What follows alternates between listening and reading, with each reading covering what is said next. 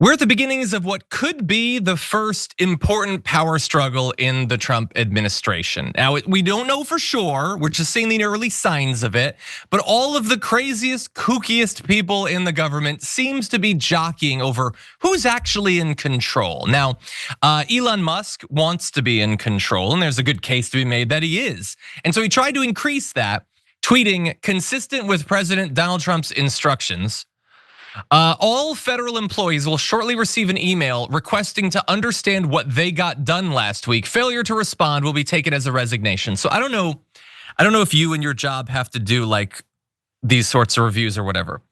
But now the 2 million federal employees every week, every one of them every week will have to email what they're doing and thus waste a bunch of the time they could be working to instead email with their week's achievements. So good job getting rid of the waste as you do this. But anyway, look, is that a thing that you can do? Who the hell knows if any of this is legal? And it's resulted in people not being sure how to respond. So we're gonna get to the different responses from different people in the administration. And these are names you've heard of, but this seems to be coming from Trump Truth Social bleeding that he should be more aggressive.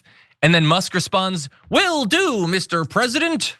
They perform on social media as if they're not talking constantly about the looting of the American government. This is so grotesque and performative, but regardless, not everybody is on board.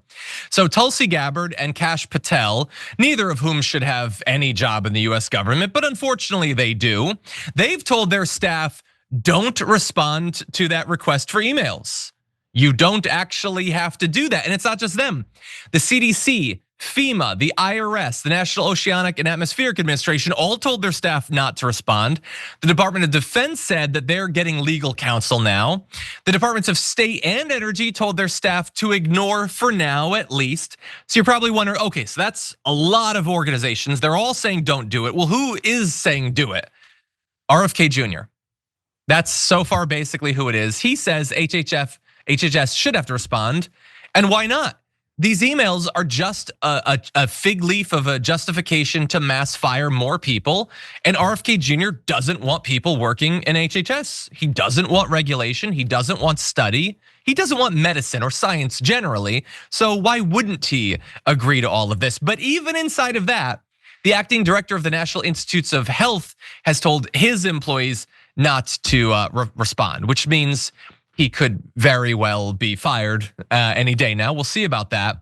But imagine this, like the amount of emails that are gonna have to be gone through. Not only will the employees have to generate them, their bosses will have to review them. There will be even more firings, and I'm fairly certain you can't fire people for not responding to an email request, JR.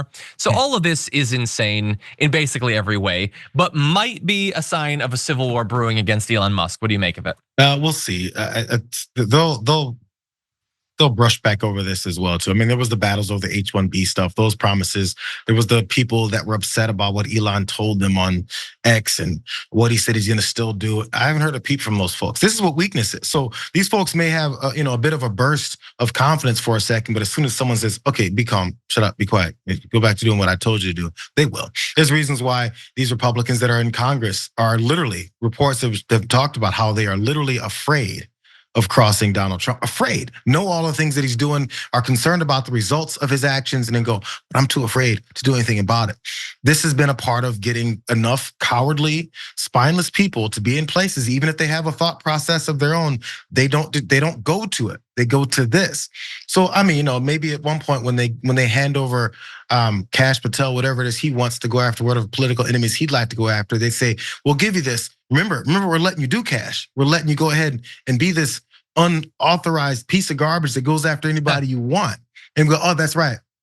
I can let this part slide because I want that. The difference is RFK Jr. here realizes that he got the power that he wants, and he's quickly going to it.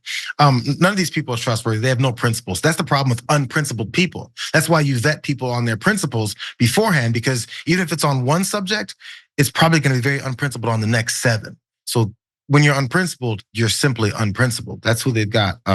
Yeah. So sorry, I'm still negative on it. I understand. Well, I'm glad that we have the balance. I think that people can hear my hope and all that, and they can hear your Debbie Downering, and they can decide between those two positions where they're at. I appreciate you, John.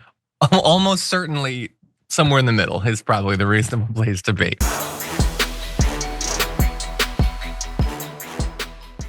When you click the join button and become a tier 2 member, you get access to all of our weekly top 10 lists. What are you waiting for?